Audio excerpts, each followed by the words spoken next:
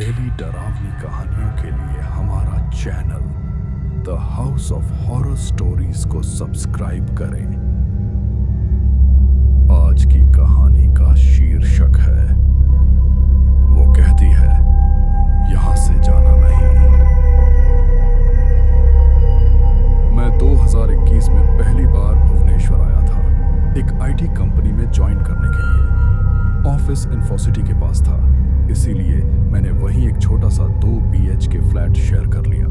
किराया कम करने के लिए मैंने ऑनलाइन रूममेट ढूंढा।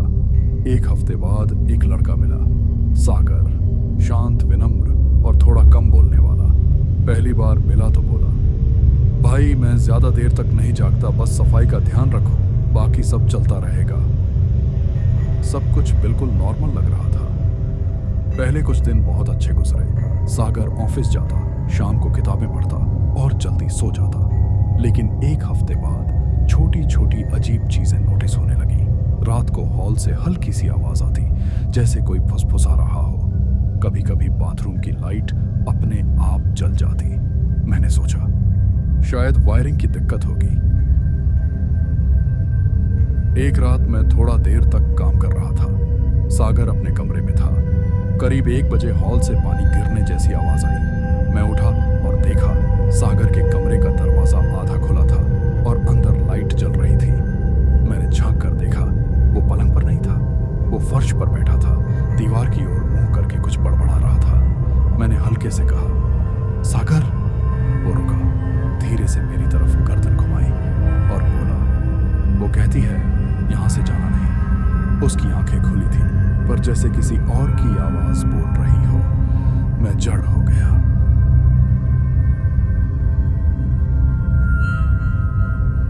अगली सुबह सागर बिल्कुल सामान्य था, ना कोई थकान, ना कोई झिझक, जैसे रात में कुछ हुआ ही ना हो। मैंने पूछा, भाई कल रात तू फर्श पर बैठा था, कुछ बोल रहा था, याद है? वो हल्का मुस्कुराया, नहीं यार, शायद नींद में बोल दिया होगा। मैंने भी ज्यादा नहीं पूछा, पर रात की वो आवाज और वो अजीब चेहरा भूलना मुश्किल था।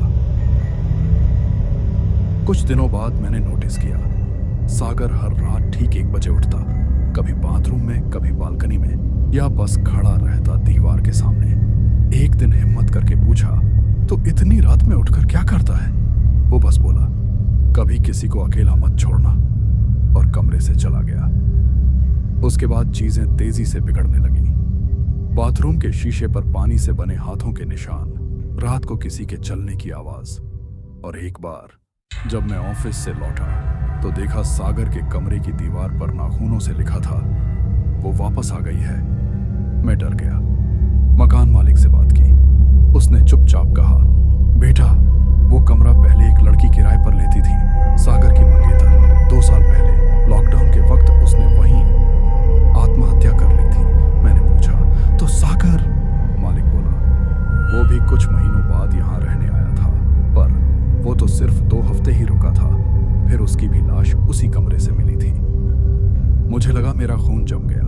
मैं तुरंत उस कमरे की ओर भागा। दरवाजा बंद था, लेकिन अंदर से वही धीमी आवाज आई, वो कहती है यहां से जाना नहीं। उस रात मैंने तय किया, अब बस सुबह होते ही ये फ्लैट छोड़ दूंगा। लेकिन रात लंबी थी। करीब 12:45 पर लाइट अपने आप चली गई। पूरा फ्लैट अंधेरे में डूब गया। मैंने मोबाइल की टॉर्च ऑन की और देखा, सागर के कमरे का दरवाजा खुला हुआ था। धीरे धीरे अंदर गया। कमरा ठंडा था, जैसे ऐसी चल रहा हो जबकि सब बंद था। दीवार पर किसी ने लिखा था, अब तुम मेरे रूममेट हो। मैंने पलट कर देखा, सागर वहां खड़ा था, मुस्कुराते हुए। वो धीरे से बोला, तुमने कहा था कि मैं अकेला हूं, अब नहीं हूं। उसके पीछे अचानक वही लड़की की परछाई उभरी, लंबी छोटी, सफेद कपड़े और चेहरा पानी से भीगा हुआ। कमरे की दीवारें नमी से टपकने लगी और बाथरूम का दरवाजा अपने आप बंद हो गया। मैं दरवाजे की तरफ भागा, पर जैसे हवा भी भारी हो गई थी। बस इतना याद है, किसी ने मेरे कंधे पर हाथ रखा और बहुत धीमे कहा, अब कोई यहां से नहीं जाता। अगली सुबह मैं हॉस्पिटल में था। मकान मालिक ने बताया कि पड़ोसी मुझे बेहोश हालत में कमरे के बाहर पाया।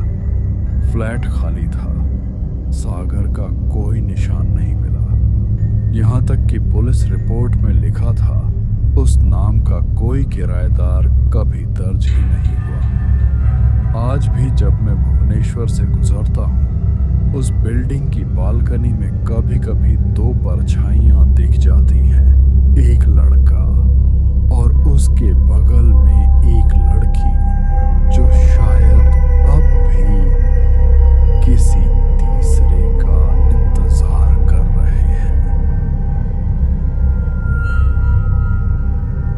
यह कहानी पसंद आई है तो लाइक, शेयर और सब्सक्राइब करना न भूलें और ऐसी ही डेली डरावनी कहानियों के लिए देखते रहिए the house of horror stories को।